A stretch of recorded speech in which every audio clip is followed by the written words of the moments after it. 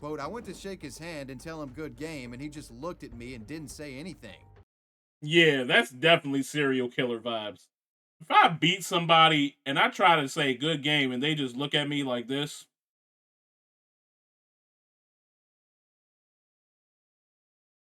it's time to go.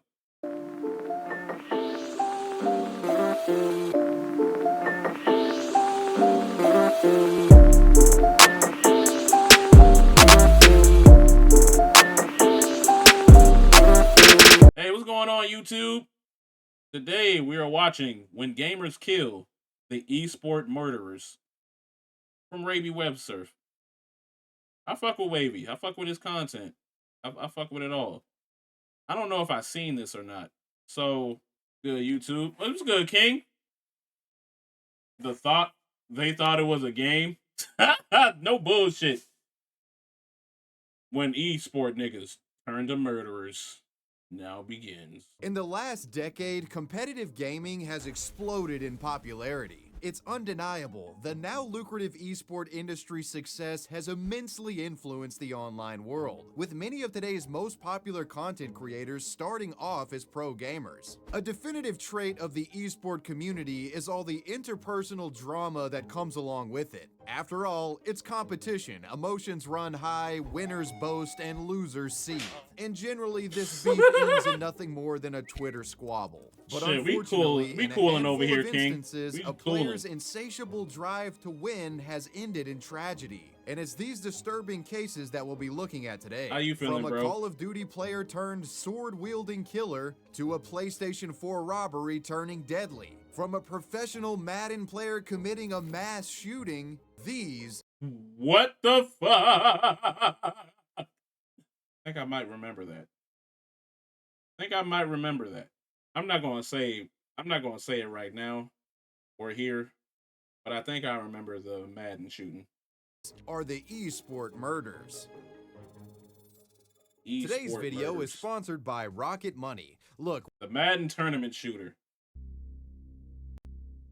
a pro gamer could be described as a mental athlete of sorts, and whoever outplays the competition and wins on the big stage takes home not only the cash prize, but all of the pride and bragging rights that comes along with that. And the losers leave dejected and humiliated. Beef is common in esports, with heated Is it really exchanges between humiliation? rivals seen both online and offline. It's extremely uncommon for a gaming feud to turn violent, and even more rare for one to turn deadly. Which I am so glad I don't get mad at video games right now, bruh. I am so glad I don't get mad at video games anymore. Because when I was a child, I used to get mad as shit. I used to throw my controllers and do like all this type of shit when I lose the game, bruh. And I learned my lesson. Because one time I threw the controller and my mother never got me a controller again. I had to go get some money and buy the controller myself. So I stopped breaking controllers. Once I learned that I have to pay for all this shit, I stopped doing it. Yeah, shooting over the sticks is very crazy. Fighting over a fucking video game is crazy. I understand like getting up, throwing something, being mad, but I'm just so glad I don't do that anymore. It got very real for you. It did. I was like, bro, I couldn't play no video games. I was so mad. My dad had a PlayStation 2. I had a GameCube, and the family had an Xbox. The Xbox was everybody's. I had a GameCube, and I think I broke the Xbox controller. So my mother was like, nah, you're going to pay for this controller. You're going to see how much these controllers cost. And I found out how much them controllers cost. Man, let's just say I learned my lesson. I'm not throwing shit. I'm not doing angry tirades. I don't rage, bruh. It takes a lot for me to rage. brings us to the story of Madden player David Katz. At the time of David this story Katz. taking place, David Katz Bruh, just look at this nigga. He looks like a murderer, bruh. He looks like you talked to him wrong. You talked to him on the wrong day at the wrong time. He will pull your muffin cap back. This nigga was about to kill somebody in just a matter of time. It was only a matter of time he was killing somebody. This nigga needed to be in a psych ward. and everyone failed this man. He definitely got laser eyes, bruh. Katz was a 24-year-old man from Baltimore, Maryland.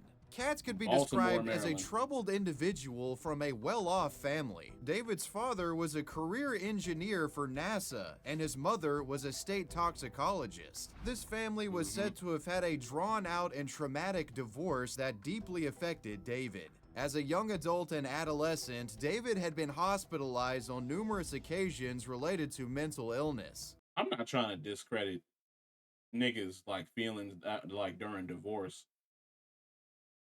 but I'm pretty sure a lot of us has parents that's divorced. My parents divorced. It didn't make me want to get a fucking gun and kill somebody because I lost a game of Madden. Man, what the fuck? These fucking sob ass stories for fucking murderers, bruh. Stop giving these murderers some sob ass stories.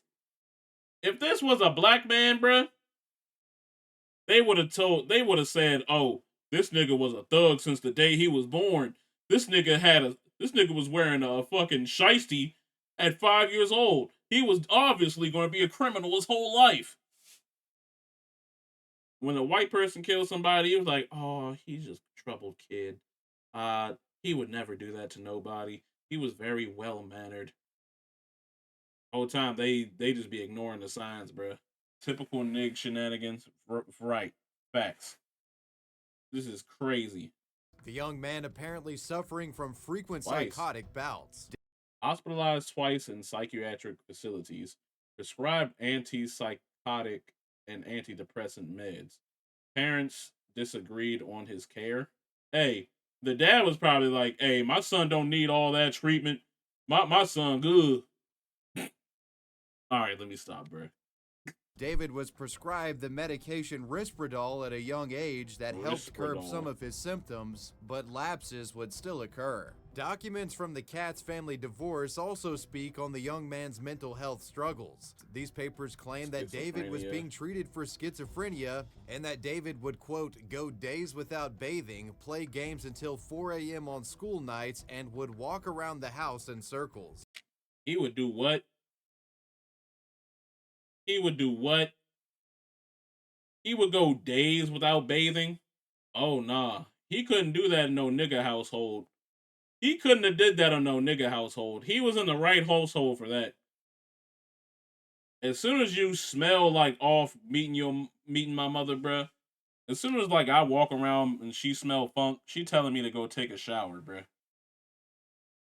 Even if I just farted, she be like, "Nigga, you go take a shower. You smell like ass." This nigga had the typical symptoms of a murderer. Why did y'all not try to stop this?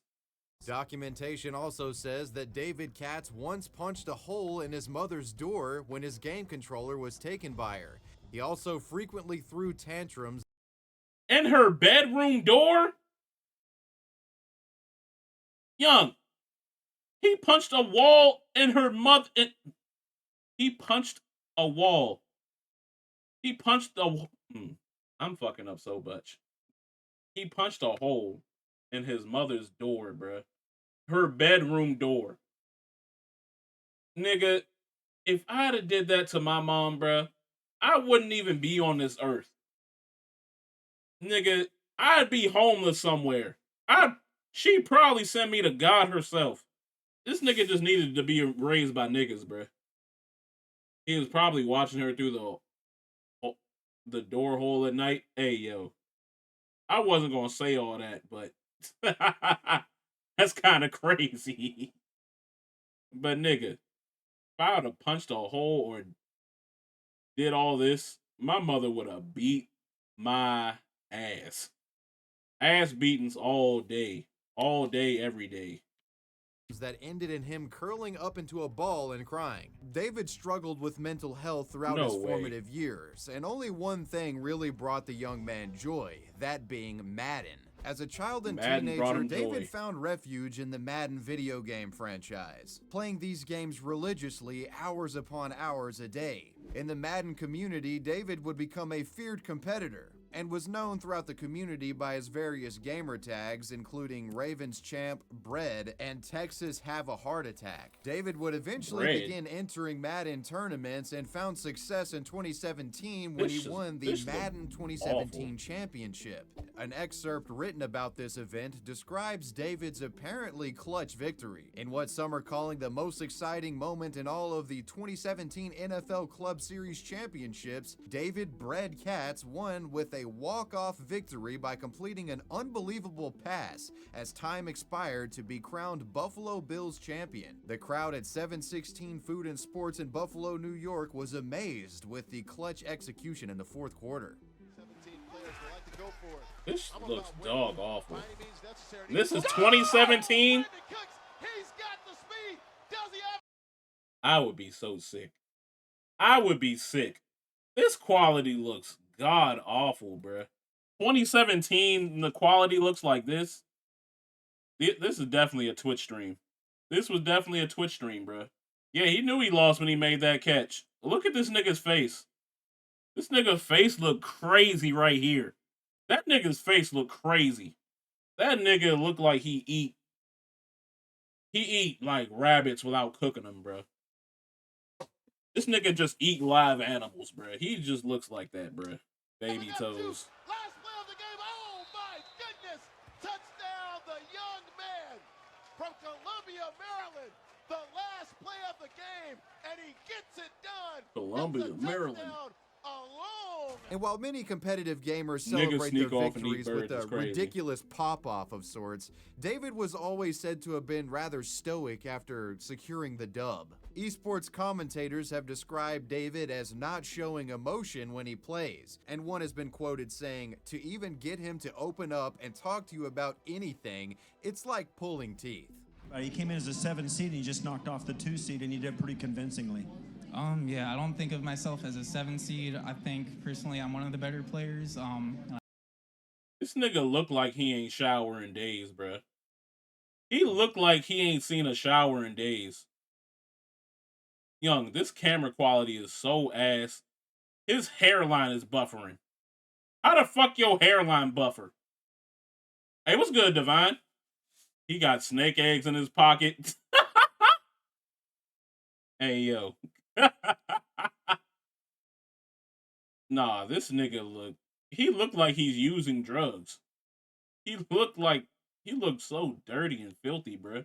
I like to let my game prove that. As David became more proficient at Madden, he would tour around the country and enter various Madden tournaments in the hopes of getting some cash prizes. And for the narrative of this story, none of those tournaments are important. That reporter smelling bounce that ass, he was. The 2018 Jacksonville, Florida tournament is critical. The date was August 26th of 2018. Day 2 of competition for the local Madden NFL 19 qualifier event. The day begins with 30 or so gamers hunched in front of TV and computer screens, donning headsets and preparing to eliminate one another in a tournament where the winner takes all. Damn. A $5,000 cash prize as well as a shot at entering the marquee event in Las Vegas, Nevada. And the prize for that marquee event was $100.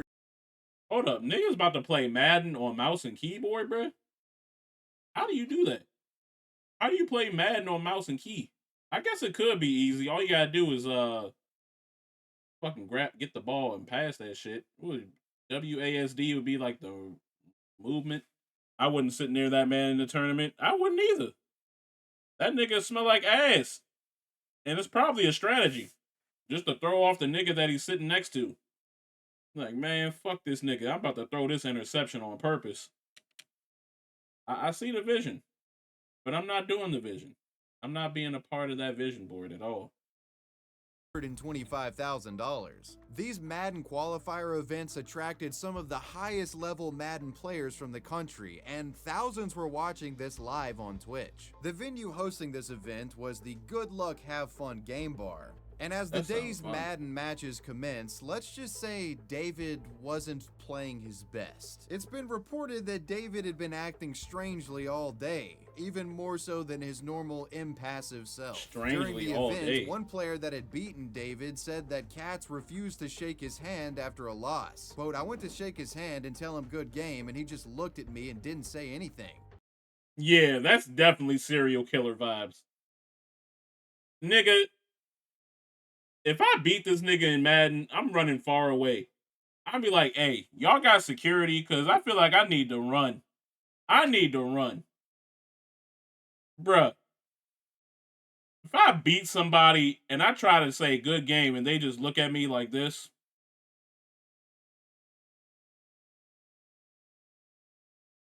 it's time to go. It's time to go. Hey, if he would have roasted him, he would have died on the spot. I wouldn't have. He did the right thing. He would have died on the spot.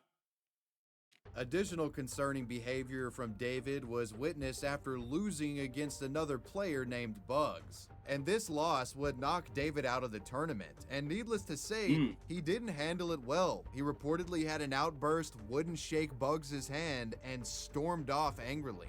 Most likely thought that after storming off, David had packed his bags and went home. But in all reality, he had gone to pick up some guns. David would I'm trying not to laugh because, nigga, we saw it coming. We all saw it coming, bruh. What the fuck? Nigga, I just told y'all, if I beat this nigga, I'm running. I'm not even playing this nigga in a game of Madden. This nigga asked me to play games. I'm not playing with this nigga. Because if I beat this nigga, I'm getting shot. Like, what? Nah, this nigga's a different breed, bruh. returned to the tournament floor with 2 loaded handguns. Oh, one of which nah. had a laser sight. At 1:30 p.m., 2 hours into the tournament, David Katz re-entered the venue and rained down 12 shots upon the establishment, sending a foray of bullets towards competitors and spectators. David's first shot was actually caught on live stream, with the red dot from David's laser sight being seen pointed at the chest of 22-year-old gamer Elijah Clayton. Gunshots and screams echoed throughout the venue, with everyone in attendance making a mad dash for survival. Look at all those black people at the event. That clearly was racially motivated. He was like, I can't believe I lost to a beep, beep, beep, nigga. Like, what? That is very insane. This nigga ain't go buy one. This nigga bought 2 guns. Pulled up to the function and just started shooting everything up. Because he lost a game of Madden. He probably lost. We already know he lost to one nigga. He probably lost to another nigga. He was like, I can't believe these black people. These degenerate Frieza words. I can't be saying any of this shit. Who the fuck picked the Falcons? I hate mirror matches so much. What was this, 2019? The Falcons were still dog ass. Yeah, they were garbage around that time. The live stream from the tournament captured audio of the chaos that followed. Oh nah. Oh nah. What did he shoot me with? Tables were flipped. Nigga said, what did he shoot me with? That was fucking crazy, bruh. As contestants hid from David as the shots rang out throughout the rooms. Some of those who made it to cover would make frantic calls to 911, prompting a police and SWAT response to the ongoing active shooter situation. Sheriff deputies arrived to the Madden tournament around 1:36 p.m. Bruh. Y'all see everyone else. It's a bunch of niggas there. We all know why he picked up the guns. This nigga was like, hey, I'm telling you, if he would have lost to a white person, he wouldn't have bought those guns. Hey, what's good, Ty? How you feeling, dog? This nigga, he lost to a nigga. He lost to, like, multiple niggas at that. He was like, nah, we're the better race. Let me go buy 2 guns and then shoot up this Madden tournament. What? What? p.m. What followed was a standoff of sorts, with some people who had actually escaped the event live tweeting the situation on Twitter. I got out. Police escorted me. I'm done going to any Madden events, not EA majors with security. Eventually, Hey, gunfire from inside the venue would stop. That being because David had taken himself out. Officers and firefighters would then begin a methodical scan of the building for victims, and they would soon discover the bodies of the deceased. Those individuals being 27-year-old Taylor Robertson, 22-year-old Eli Clayton, and David Katz himself. I feel like the black nigga is the one he shot first, bruh. Because they caught the laser on camera. Of course the black nigga would be his first target. Damn, man. I was hoping that nigga survived. Hell, David, man. Authorities would go on to discover another 11 wounded individuals who would all survive. One of these survivors had actually been shot in the chest, but luckily was stabilized due to the fast response time from authorities, EMTs, and fire departments. The sheriff's department held a press conference and gave updates on what had happened. Later that evening, imagine throwing bullets in Madden and catching bullets for it is crazy. Yeah, he definitely got that black nigga out first. That was definitely racially motivated, nigga. This nigga said, hey, I've been practicing bullets all day. I know that nigga was at the Madden tournament talking. Well, he wasn't talking. He made one joke. He was like, I was practicing bullets all day. And then the nigga he was talking to probably like weirdly laughed it off and then quit. Because if I hear that nigga say, hey, I've been practicing bullets all day, I'm gone. There is no tournament for me. I quit. I'm not showing up. I'm just walking out. Family members of the surviving victims tweeted out updates to show that he the was definitely survivors ready were for in a stable condition. score streak. EA Sports would put out the following statement in regard to the shooting. The tragic. Damn, this nigga couldn't even get a recon plane, bruh. This nigga did 2 and then put himself out. Nigga's ass. It's like, no, it's crazy. That is crazy. Tragic situation that occurred Sunday in Jacksonville was a senseless act of violence that we strongly condemn. Our most heartfelt sympathies go out to the families of the victims whose lives were taken today and those who were injured. All of us at Electronic Arts are devastated by this horrific event, and we also join the community in thanking the first responders who were quickly on the scene. Our focus right now is on those affected and supporting law enforcement as they continue their investigations into this crime. This became an international news story, and the country came together to support those who had been involved in this shooting event. Bruh, this situation not funny. This is why niggas can't do nothing, bruh. We can never have a serious conversation. Never have a serious conversation at all, bruh.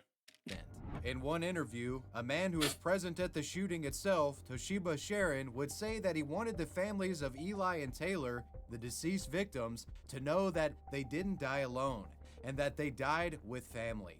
That family being the Madden community itself. I just wanted to pay my respects to the family and just let them know that their family member didn't die alone. They died with family. And they died with a brotherhood that loved them. And they crazy because the amount of money you would have won for the tournament is ridiculously low compared to now. Madden player in his own right, winning 13 of his prior 18 matches and had career winnings of over $80,000. Eli Clayton was an up-and-comer in the Madden scene. This young man was a former high school football player and had won Madden tournaments. Damn, bruh. He just ruined his life, bruh. This nigga would probably be big right now. He would probably be big. Fucking sore losers, bruh. But yeah, the money now, probably a way much more. I think this nigga, they was only there for $5,000. $5K. You shooting niggas over $5K? That anyone could win? Nah, bruh. That's fucking crazy. He was passionate about only football 22, in real bruh. life and in the gaming world as well. Rest in peace to these victims. It's been some time since this shooting had taken place, and the biggest question surrounding all of it was, why did David perpetrate an act like this? There is an obvious explanation for it, being that David comes from a troubled background, has a mental health history, and that combined with competitive gaming just resulted in a psychotic break. But there are also alternative narratives out there that try to explain why he did this. Mutual acquaintances of David Katz, who have remained anonymous, claim that David and one of the shooting victims, Elijah Clayton, the man who was seen with the laser sight pointed at his chest, had a long-standing underlying gaming beef. In addition to the clear friction between David Katz and Elijah Clayton, it also seems that David specifically targeted other Madden players in his attack. Both of the deceased attendees were players and competitors, and a number of those wounded were as well. I think it would be reasonable to say that David's attack could have been motivated by revenge, with the twisted man wanting to hurt the gamers that knocked him out of the tournament. Needless to say, David Katz was an emotionally unstable individual and apparently was willing to kill to settle minor scores. Bruh, taking a life for a video game. If you feel like you gotta take someone's life over a video game, it might be time for you to pack the game up. You might need to go find a new hobby, bruh. Like, go paint or something, bruh. But put the sticks down. Put the sticks down. He's a bitch. He is a bitch. Nigga died like a bitch, too. Nigga said, oh, I don't want to go to jail. Crazy. Crazy world we live in, bruh. On October of 2019, Jacksonville Landing, the greater location of where the shooting took place, was completely demolished. While the venue may be gone, its destruction won't erase the memory of what happened the morning of August 20. Damn, they took this whole thing down because of the shooting? They tore this whole place up because of the shooting, bruh. That's crazy. Now this nigga got a bar that's out of business, bruh. A gaming bar. There's not a lot of gaming bars out there. Man, fuck that nigga, bruh. 26th of 2018. Bitch ass. That was the David Katz story. Hell, David Katz. Call of Duty During the mobile COVID-19 killer. pandemic, with some people quarantined and people just generally staying inside more, you saw a massive influx of new gamers and gaming in general. In 2021, Latin America in particular saw a 200% increase in sales and merchandise connected to gaming. Competitive mobile gaming rose to popularity thanks to battle. Competitive mobile gaming? Niggas was being competitive playing mobile games? I'm not gonna take you serious if you fucking playing mobile games competitively. I don't even take mobile games serious. I wouldn't even take you serious if you suggested a mobile game to me. I'm like, nigga, what the fuck? Nigga, I ain't playing Angry Birds, nigga. Battle Royale shooters like Fortnite and Call of Duty Warzone being ported over to smartphones. Which brings us to the subject of our next murderous gamer, 18-year-old Brazilian man Guilherme Alves Costa. Guilherme played Call of Duty Mobile competitively under the name Flashlight for the gaming team Gamers Elite. As far as the man's bio information, Alves was said to have come from a loving family, with his mother describing him as a good boy. However, Guilherme was not. Why do people do this every time there's like a murderous situation? They ask the mother how the murderer was when he was growing up. You know damn well they're gonna say, oh, he was a good boy. Because in the parents' eyes, the child will always be a good boy. He needed his ass beat. That's all I heard. Facts. That's all I heard. He just needed his ass beat. Killing someone over Madden is one thing, but killing someone over a fucking mobile game, that's insane. That is very insane. Without struggle. This young man reportedly battled with depression, at one point expressing that he was completely unhappy and tired with life. He was said to have had few friends and had a difficult time getting along with people. However, one individual that he did get along with was a female gamer from a rival Call of Duty mobile team. While playing COD Mobile, Guilherme met 19-year-old Ingrid Oliveira Bueno de Silva, who went by the alias Soul online. Ingrid competed professionally for a group of players called Fantastic Brazil Impact, the team frequently competing against Guilherme's team. Through their Call of Duty rivalry, Guilherme and Ingrid apparently had gotten close to each other and had met in real life on at least one occasion, with Ingrid visiting Guilherme's house and his mother commenting that the two seemed like good friends. It's unknown if he definitely an incel. He definitely an incel, bruh. Because I'm pretty sure they only met one time because of this nigga. If he was actually a cool nigga, they probably meet more than once. Why you keep telling me to hydrate? Do my lips look dry and ashy to you? If there was a romantic element to this relationship, but needless to say, the two enjoyed each other's company. At least, it seemed that way on the surface. As what we soon find is that Guilherme's motive for becoming close to this woman wasn't to seek romance or friendship, it was to kill her.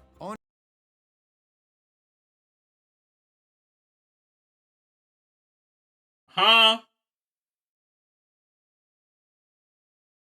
Huh?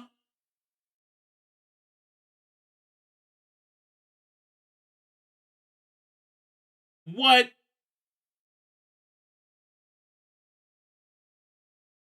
Yeah. There's something wrong with this nigga, bruh. This nigga said, hey, I'm not gonna meet up with this girl so I can clap her cheeks or try to like woo her to clap her cheeks. I'm gonna meet up with this girl so I can kill her. What the fuck? Nigga, over a fucking mobile Call of Duty game. I gotta hear this reasoning because what the hell? Yeah, that's wild as shit.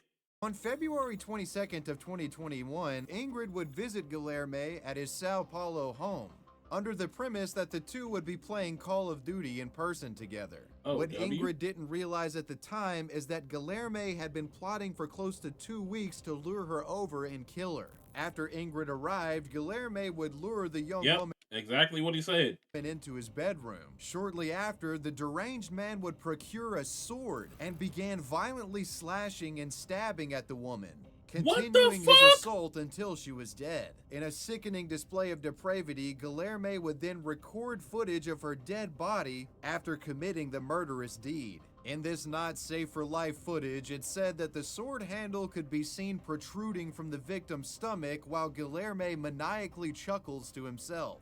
This gruesome... Bruh, what are with these niggas not playing the game in real life over the games they're killing people over? I guess there is a sword in Call of Duty. There ain't no gun in Madden. I hope they pack this nigga up the worst way possible. Facts. What the fuck? Nah, bruh. That was fucking crazy. And then he recorded this shit too. He brought her over the house to kill her, bruh. It's crazy. Why did this nigga just have a sword laying around, bruh? Nigga just had a sword laying around. And this nigga's from Brazil. He ain't buy that at no shop. That shit was probably in the family for generations somewhere. Bruh. Footage was later uploaded to a WhatsApp group that Guilherme's gaming friends used. Guilherme comments, "You're thinking it's ink or that it's editing or something, but it's not." In this grisly video recorded by Guilherme, he would also add some commentary, claiming that he had written a 52-page manifesto that would explain why he committed his killing. But 50-page? Actually, we gotta continue because I need to learn what the fuck is happening here. He didn't elaborate on the motive directly. "I really killed her. Got it? I've got a book too. I asked some people to share it. I hope you read it. It contains some truths." Bom, vocês estão achando que é tinta, que é montagem, algo do tipo, mas não é. Eu realmente matei ela, entendeu? E bom, eu tenho livro também. I got a book too. What the fuck? These niggas are crazy. Bruh. These niggas are crazy. O pessoal tá divulgando já esse meu livro. E é isso aí. Eu espero que vocês leiam. Tem algumas verdades. The gamers in the WhatsApp group who were sent the video and the messages from Guilherme would immediately contact police over the matter. Meanwhile, Nigga, I don't know what that nigga expected or thought was gonna happen when he posted that in the WhatsApp chat. But they did the right thing and called the police, bruh. Cause what the fuck? They need to stone this nigga. Stone him. Guilherme would flee the scene of the murder. His brother would arrive home shortly after, found the dead It was body, good, and alien. called police as well. Surprisingly, authorities wouldn't have to go on any manhunt to find this killer, as Guilherme turned himself in. Arresting officers noted that Guilherme seemed relatively calm about the matter, also stating that he seemed to understand Yeah, he definitely looks like he kills people and bites live animals. He also looks like he bites live animals. the seriousness of the situation. When they asked what his motive was, Guilherme The stated, biggest quote, BBC because I ever wanted for to. the rest of his life. Mas por que você fez isso? No reason. Por que quis? No reason. Você tá rindo de uma situação, Guilherme. Você matou uma menina novinha, Guilherme. Por que você fez isso? He would inform police that his killing was premeditated and had been meticulously planning this murder for close to 2 weeks. After his arrest, What the authorities fuck? would search Guilherme's home and found the 52-page manifesto that he referenced in the Grizzly video. This manifesto was titled My Dictionary, and in it he claimed that the killing of Ingrid was done as a methodical attack against Christianity. The details of exactly what Guilherme meant by this isn't exactly clear.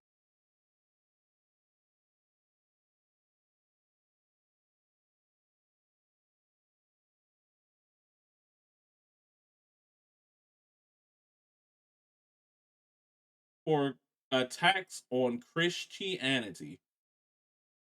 What did I tell people about religion, bruh? Religion is a curse. Religion is a curse upon this land. We need to get rid of religion. Religion hasn't done I'm not going to say it hasn't done shit, because it actually turned people from bad people to good people, depending on what you believe in, but niggas be deranged. Niggas be deranged with fucking religion, bruh. Police brutality would be okay for this man. It would. I wouldn't be mad at it. Do that police brutality, nigga. Religion got all deadbeat dads anyway. Religion is terrible. Yeah, religion was definitely meant to divide, bruh. Fuck religion. This is what religion does. It gets innocent women killed for playing Call of Duty Mobile. His writings were said to have consisted of incoherent ramblings, loosely detailing his depression and dissatisfaction with life. It has been reported that Guilherme mentions wanting to attack a Christian church in the manifesto. A psychoanalysis performed on Guilherme would reveal that the man suffered from a persistent delusional disorder and antisocial personality What the disorder. fuck? Outside of this, the only other clues to his motives comes from a statement that he gave to an arresting officer. Quote, she crossed my path. And outside of that and what we've previously discussed, that's really all that's known in terms of motive. She crossed my path? Huh?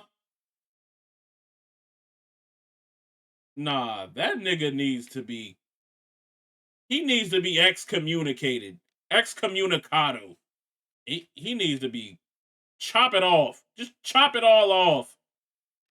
Sometime after Guilherme's arrest, Gamers Elite, his gaming team, would issue a statement to local media, stating that the team's leadership had never met Guilherme in person and that the team members were appalled by Guilherme's actions. Most players said they had never even seen his face until the video was sent to them. As the news spread online, many took to Twitter to voice their opinions regarding the incident, with most paying tribute to Ingrid and expressing their condolences to her friends and family. Eventually, the man was set to face trial for his killing. Guilherme's defense team would hire a psychiatrist who diagnosed him with persistent delusional disorder and antisocial personality disorder. On August 15th of 2022, Guilherme Costa was found guilty for aggravated murder and he was sentenced to 14 years in prison. Curiously enough, it's only 14 years? That nigga get to be out by like when he's like 34, bruh. That nigga's still gonna be a young man when he get out. They need to lock that nigga up for life. And then stone this nigga. been reported that the reason Guilherme got 14 years instead of life in prison is because a psychiatrist had found him to be semi-imputable, meaning a medical professional had determined that a delusional state contributed to the killing and Guilherme wasn't fully of sound mind when he perpetrated his crime. In a sad case involving a delusional psychopath who simply wanted to kill, that was the story of Guilherme, the Call of Duty mobile killer. This is insane. Man, fuck it. Gears of War.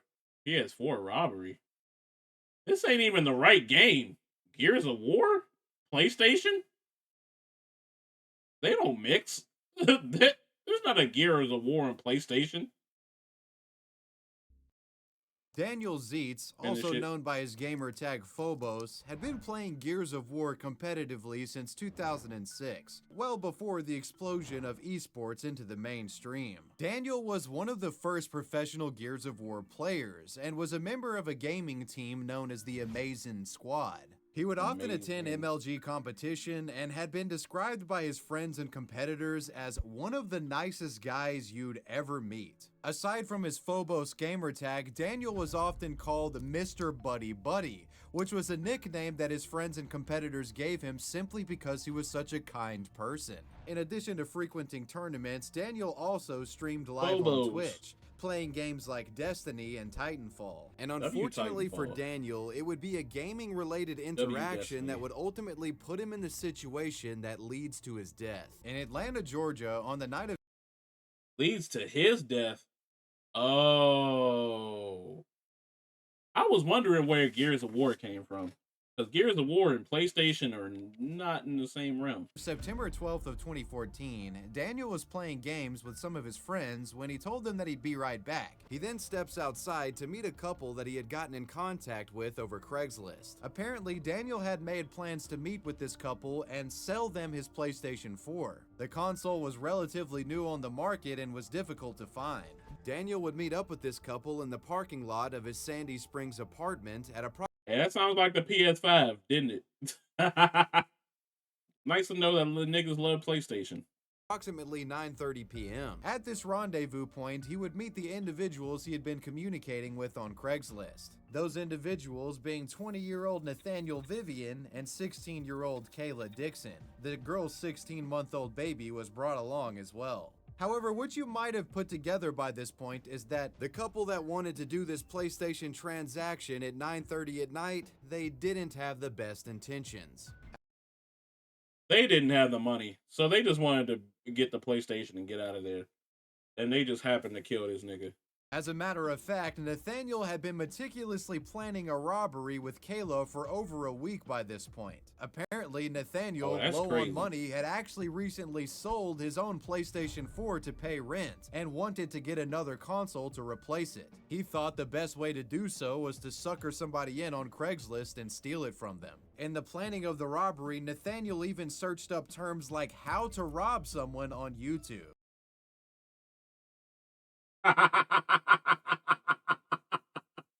What the fuck? How to rob someone on YouTube?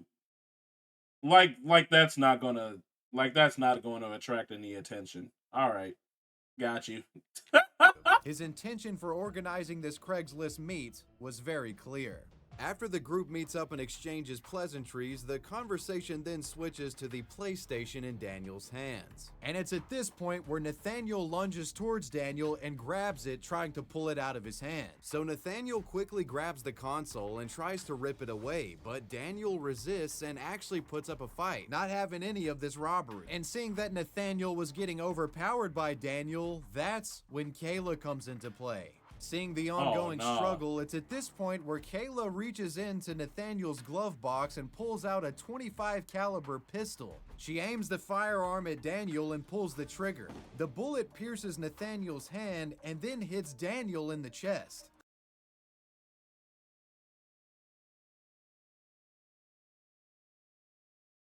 This is why you don't let women know you carry a gun. Because they gonna do some stupid shit just like this. She ain't even like waved a gun at him and like, hey, put the PlayStation down. She just got the gun and shot it. What the fuck? What was your thinking there? She grabbed the gun from the glove compartment. Didn't even tell him like, hey, put the PlayStation down. Put the PlayStation down. Or we gonna shoot you, nigga. Put the PlayStation down, nigga. Or we gonna shoot you. Nah, she grabbed that shit. Bah! No questions asked, bruh. What kind of robbery was that? That wasn't even a robbery. What could you even say what that was, bruh? Causing him to fall to the ground breathless. Nathaniel quickly scoops up the PlayStation, hops into the vehicle, and this would-be Bonnie and Clyde flee the scene, leaving Daniel for dead. Nearby residents heard the gunshot and notified police. Officers would arrive to find Daniel's dead body. Meanwhile, Nathaniel and Kayla were on the way to the hospital themselves to get Nathaniel's shot hand looked at. Why would y'all go to the hospital? There would be no reason for y'all to go to the hospital. Y'all already killed somebody. Y'all gotta leave town. Y'all should have been left town, nigga. After arriving and showing doctors the injury, they made up a fake story explaining what had happened, stating that they were in fact victims of a robbery and that Nathaniel had been shot in the process. Since Daniel told medical staff that he had been shot as a result of a crime, police were notified in this matter, and they were able to put two and two together here and realize that the guy was full of shit and he actually got the injury from, Kayla shooting at Daniel, the guy that they just actually robbed. This resulted in Nathaniel and Kayla confessing and admitting that they were responsible for the death of Daniel. Both were arrested in Northside Hospital and were booked in Fulton County Jail. The district attorney's office would later announce that despite Kayla being a teenager, she would be tried as an adult. And she did something very stupid, bruh. All she had to do was grab the gun out the glove compartment and just wave the gun around. She ain't even have to load it or nothing. She ain't have to cock back, nothing. That nigga would have just dropped the PlayStation. She said, nah, let me shoot this nigga. No questions asked, nothing. Before you knew no put your hands up or anything, bruh. These botched robbers were facing murder charges. With Daniel being somewhat of a popular figure in the esports community, news of his death spread quickly. KL Arctic Smith, Daniel's friend, all that for a teammate, PS4, and the last right, man to ever speak with him, set up a GoFundMe account to help with funeral costs. This GoFundMe eventually raised close to $23,684. KL Smith also made a tribute video expressing his sorrow for losing his friend as well. One of our teammates was basically robbed, and he resisted the robbery and was shot and killed. And that teammate is Phobos, or Danny. He was so friendly to everyone that we had ever met. Robbers, man. When any of us were having a rough day, you talk to Danny, he'd cheer you up. It's a tragic loss. I feel really bad for his families. My condolences go out to them. And I can only hope too, that you guys, if you were touched by him at all, either through Gears of War or just one of his videos, you happen to run into him, play a game with him, please try to help. That's all I can ask. I don't ask a whole lot from any of you guys. It's so tragic. I don't really have too many words for what has happened, but it really sucks. In June of 2016, during what was supposed to be Kayla's first day of trial, she announced that she had taken a plea deal and would serve 40 years in prison. While addressing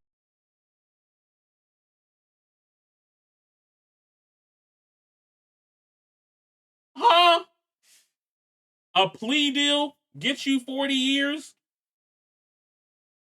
A plea deal was gonna get you 40 years, nigga?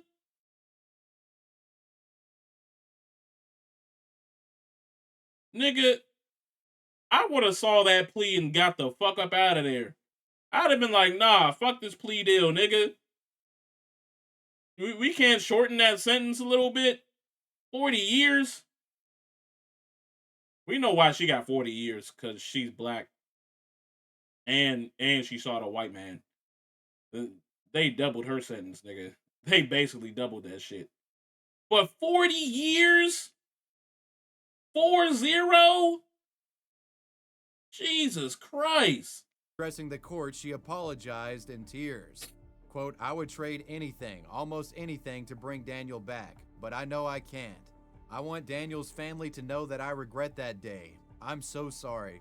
I ask that God heals the hearts of Daniel's loved ones. And women, I hope y'all take a lesson from this. Don't do stupid shit for your nigga, because that nigga will not do that stupid shit for you. Take it from me, as a nigga. There's a lot of shit that I wouldn't do for a lot of people. But they do it for me. Hey, there's some shit I do for them, but there's a lot of shit that I would not do for them. Like kill a nigga. Killing a nigga. I'm not killing a nigga for you, bruh. Yeah, take it from Alien too. Niggas are not willing to do the same shit women are willing to do. Like, I am not going to jail for no woman, bruh. Women, y'all shouldn't go to jail for no nigga either. This is terrible. I know I'm facing a long time away, and I hope one day my apology will matter. In August of 2016, during Nathaniel Vivian's trial, his defense attorney placed the blame on Kayla. Quote, everyone's testimony today never had Nate touching the gun. Only that Kayla had the gun, took it out of the glove compartment, and shot. However... See? Look at that. Look at this. She did this for her nigga. And look what her nigga is doing. Like, hey, I ain't had shit to do with that gun, nigga. That was all her. It might have been my gun, but she went into the glove compartment. She shot the nigga. It was never supposed to be like this. She's stupid as shit for doing that. I'm a snitch. Bruh. He easily dogged her out. He was like, nigga, I ain't going to jail for you. What I was telling y'all earlier. Women, don't do shit for these niggas, bruh. Don't ever do shit for these niggas. Because how they gonna take it? They not. They gonna take it with a grain of salt. Look at this shit here. However, the prosecutors argued that Nathaniel held responsibility as he was the one that planned the robbery and was the one that first attempted to take the game console from Daniel. Quote, they methodically planned to steal a $280 PlayStation, and that's what they did.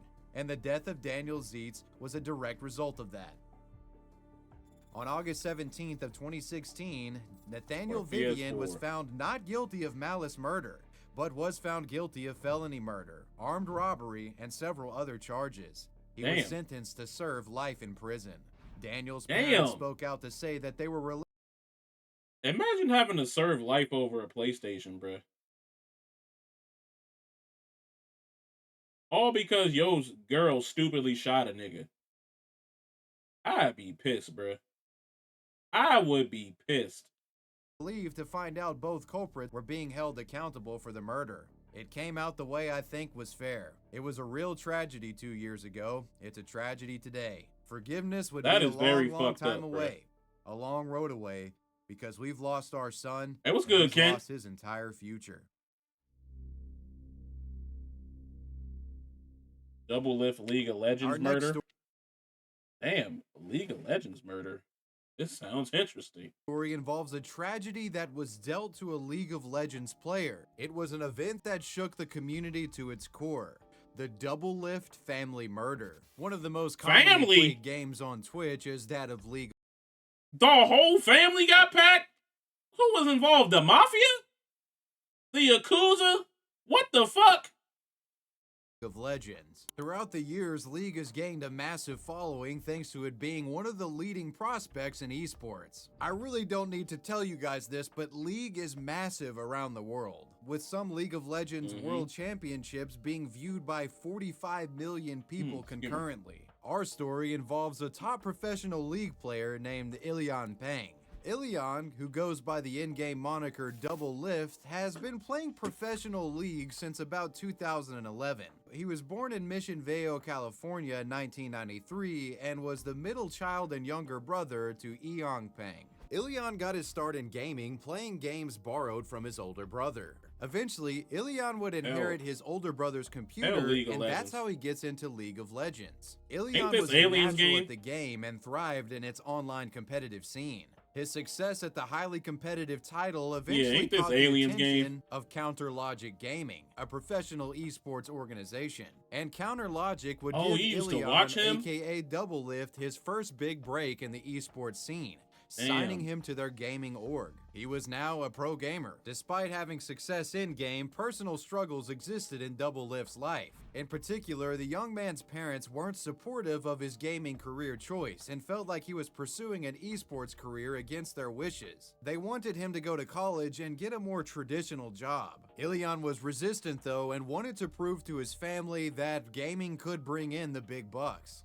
In 2011, Ilyan was invited to his first major League of Legends tournament overseas, the tournament taking place in Sweden. His parents were strongly against him attending and even allegedly said that if he went, he would die. But eventually they would allow Ilyan to go to this Swedish tournament. You know what's crazy? They spoke that shit into existence, bruh. What's good, Donnie? They spoke that shit into existence, bruh. That was crazy. And that's thanks to Ilyan's older brother Ehong talking them down and talking some sense into them and making them realize the opportunity that their son had. Ilyan has once reflected on this moment, stating, "I think my older brother is like the most influential figure in my life." Thanks to his older brother, Ilyan was indeed able to travel overseas and compete in this gaming tournament. But as soon as he got back, they continued hassling him regarding his desire to be a professional player. This hassling eventually resulting in a massive verbal argument with Ilyan's mom calling her son lazy and worthless and kicking him out of the house for good.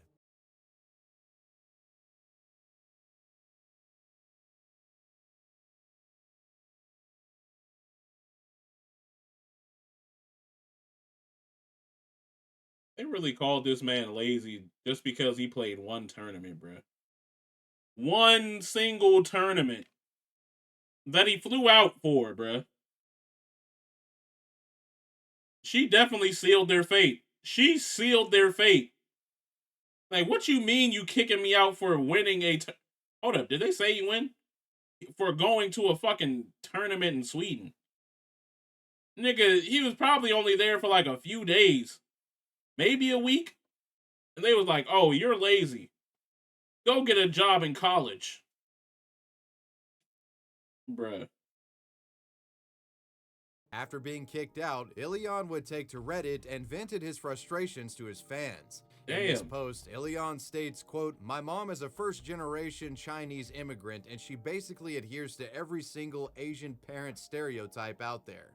Ilyan's Reddit post detailing him getting kicked out because of his pro-gaming aspirations would go somewhat viral. Fans and Redditors would chip in to get the now homeless League star back on his feet, in an amount that totaled over $1,000. Around this time, Ilyan also got... Damn, $1,000 ain't shit. That wasn't gonna get you nowhere. That might get you a hotel somewhere. Ads with the tools, W ads. Actually, L ads. I wish no one had ads, bruh.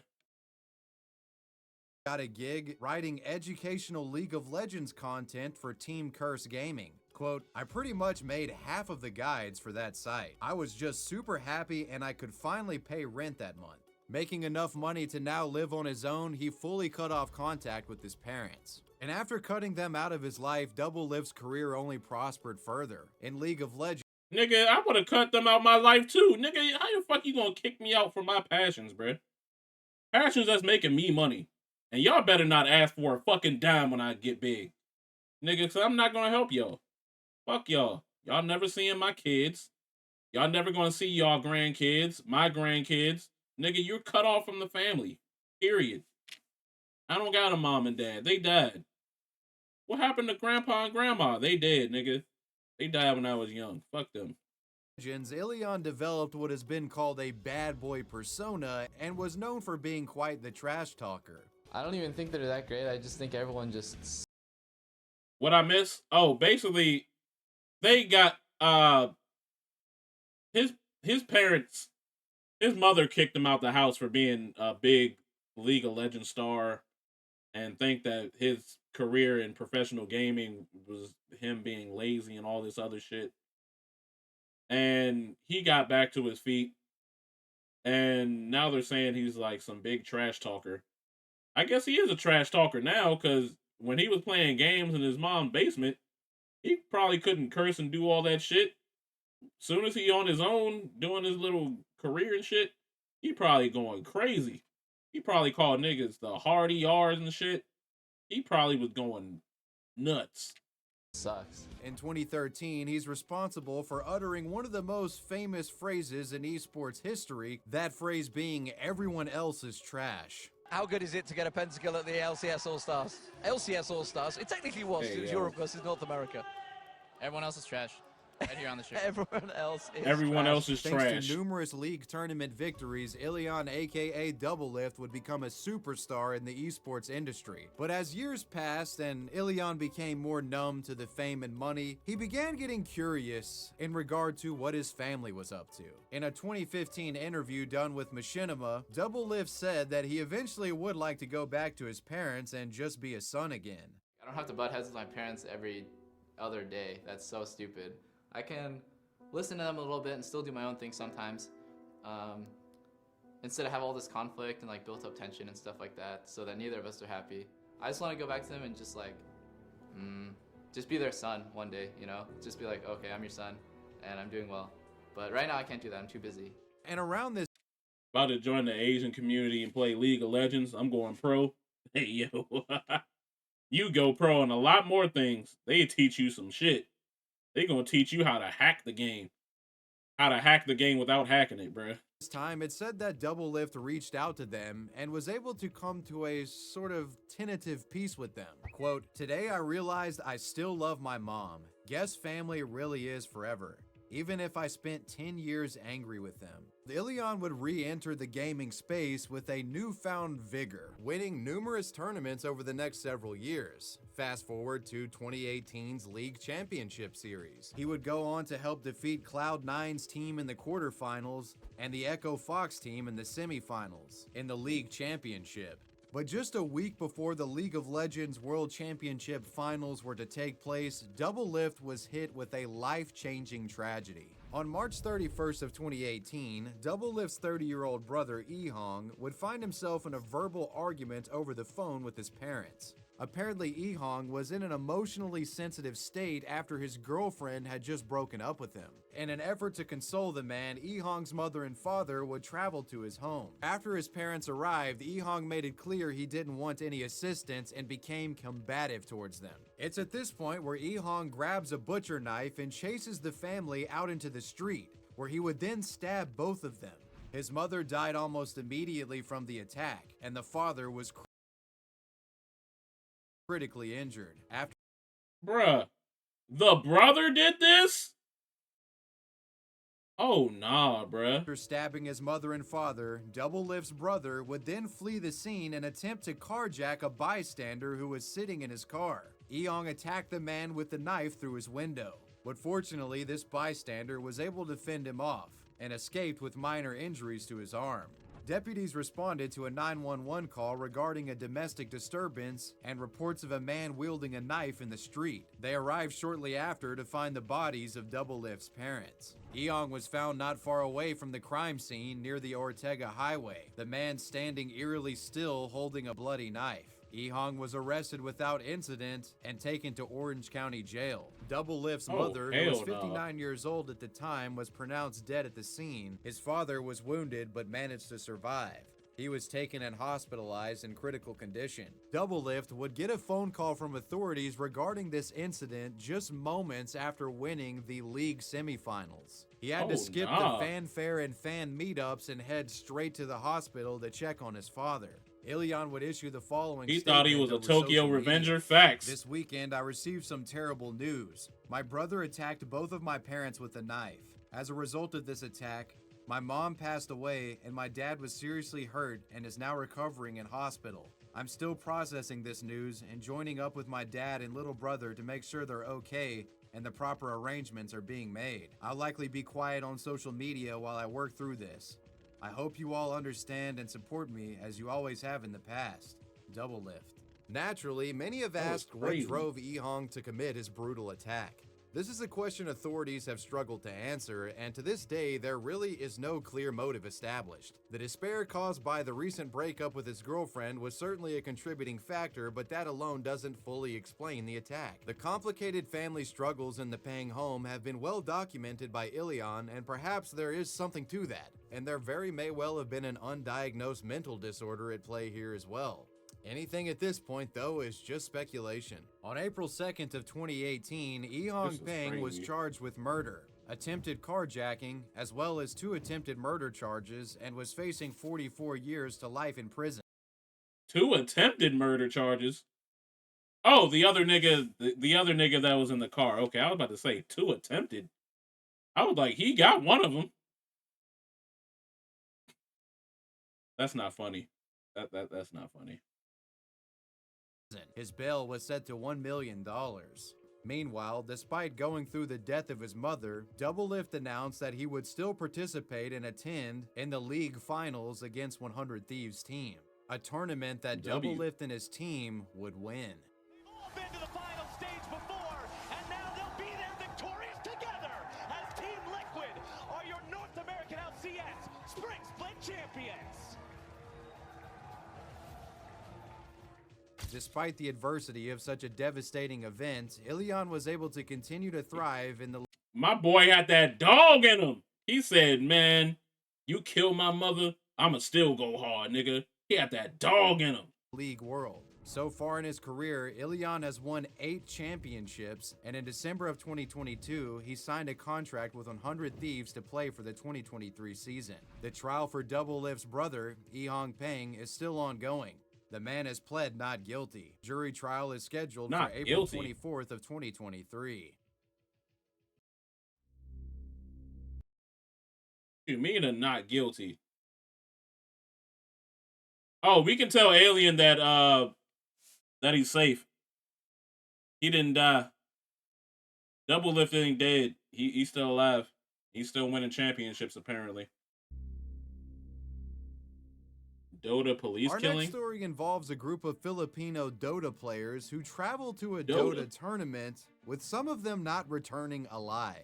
This story begins with 3 young men, 17-year-old Joshua Laksamana, 15-year-old Julius Sebastian, and a third unnamed friend who isn't identified in reports regarding this story. All 3 of these young men were competitive Dota players, and on August 14th of 2018, they would make it their mission to attend a Dota 2 tournament that was taking place in Baguio City. These 3 individuals were from Tarlac City. As you can see on this map, it's not the most walkable distance. With none of these boys being in possession of a vehicle, what they decide to do is essentially hitchhike to the tournament. And according to a report from one of the boys, they made it to the tournament safely. Participate, don't win, but enjoyed their time nonetheless. After the tournament had concluded, the 3 friends reconvene and start hitchhiking back to their home city. On the way back home, the unnamed friend mentioned earlier in the story separates from Joshua and Sebastian after deciding to rest. And for whatever reason, Joshua and Sebastian would decide to separate and go forward without their unnamed friend. And little did any of these young men know, this would be the last time any of them would see each other alive. Curiously, the third unnamed friend who had waited back behind Sebastian and Joshua, he had arrived back to Tarlac City before Joshua and Julius Sebastian, despite taking a long break and obviously would be trailing behind. Naturally, this friend started to get concerned that something had happened to Sebastian and Joshua after they had separated. Joshua's mother, Christine Pascal, wasn't initially concerned, as she noted that sometimes her son would leave home for multiple days at a time when attending these tournaments. But 5 days would pass, and Joshua nor Sebastian had returned home, and it's at this point where she really starts to get concerned. It's at this point she alerted authorities that her son Joshua was missing. And well, to the mother's surprise, not only did authorities already know what happened to Joshua, they had a full story alleging her son of being a criminal. Damn, police brutality again. God damn, police brutality. They already had the story. They killed these boys, bruh. Police would detail a narrative of events, proclaiming that on August 17th of 2018, her son stole a motorcycle only to be caught in a police checkpoint. They claim that at this checkpoint, Joshua pulled out a pistol and shot at officers, resulting in policemen shooting back at him, killing him in the process. Filipino police also claimed that they found a satchel filled with illegal drugs on the young man's body. Police be policing everywhere, bruh. This ain't even just an America thing. This is a whole world thing. All police need to be banished, bruh. In addition to this almost... And for all them people that be like, so what are you going to do when there's no police? You going to kill, are you going to shoot them yourself? Yes, nigga. We were doing a lot more fine without police. These police don't even protect and serve. They just take your money and kill you, bruh. Most Hollywood action movie style story described by police. They claimed that Joshua wasn't an innocuous Dota gamer, but instead was a notorious wanted burglar. They even claimed that they identified him as this wanted burglar by a tattoo that was on his hand. That tattoo in question being the Queen of Pain from Dota 2. The game that Joshua played professionally. Not the kind of ink you would expect from a career criminal. And as far as Joshua's friend Julius Sebastian, he never returned home either and is still missing to this very day. Joshua's mother was then given funeral instructions and was allowed to see the body of her deceased son. Her son's body was riddled with bullets. Needless to say, the mother had a lot of questions and felt the story described by police to simply be impossible. The mother claimed that Joshua didn't know how to drive or operate a motorcycle, and stating that her son would never steal or deal with drugs. She became suspicious and believed that perhaps police malpractice may have been the cause of her son's death, thinking that police had misidentified him for an actual wanted criminal and killed him by mistake, then planting drugs on his body to sort of corroborate some bogus story. It's important to note that the authorities in the Philippines are allegedly some of the most corrupt institutions in the world. There are many reports of national police officers come to America. They just as corrupt, if not more. Engaging in criminal activities such as extortion, corruption, and involvement in local rackets. Policing in the Philippines has become so poor that many businesses can't even rely on them for protection and have to hire private security. Another contentious issue surrounding Filipino policing is their war against drugs. Human rights groups have found that Philippines just America and third world. Police officers routinely plant evidence on the bodies of gunned-down alleged drug users and dealers to help justify their use of deadly force. It's been suspected that perhaps Josh was mistaken for a wanted criminal and was killed due to police negligence, and in a wrong place at the wrong time situation got gunned down by police. Knowing the history of corruption coming from these authorities, Joshua's mother wouldn't give up in the quest to prove her son's innocence and taking on the police force that allegedly murdered her son. Thanks to rigorous scrutiny from Joshua's mother and several legal advocates, in February of 2019, 6 police officers allegedly involved in the shooting of Joshua Laksamana were hit with murder charges. This investigation also targeted a police supervisor for allegedly obstructing justice. This case had legs and apparently went from a local task force responsible for police corruption and traveled all the way up to the Supreme Court. But unfortunately for Joshua's mother and the advocates of this case, the charges were dismissed with no room for appeal. Naturally, Josh's mother was devastated and felt that police had murdered her son and gotten away with it. The woman's only remaining hope in seeking justice in regards to this matter lies with the International Criminal Court. There's an ongoing probe into the Filipino police's conduct that involves Joshua's case. She hopes that the ICC will prevail. And to this day, the truth of what really happened to Joshua Laksamana and Julius Sebastian remains a mystery, with police sticking to their original story and international investigations attempting to debunk it. Well, you've made it to the end. Those were the esport murders. Let me know what you guys thought about this video down below in the comments section, and let me know who or what you want me to talk about next. I want to give a major shout out to my patrons. Shout out to Wavy. Wavy, man. Video. If you like this video, please like, comment, and subscribe on the bottom. And I will see y'all later, YouTube. Peace.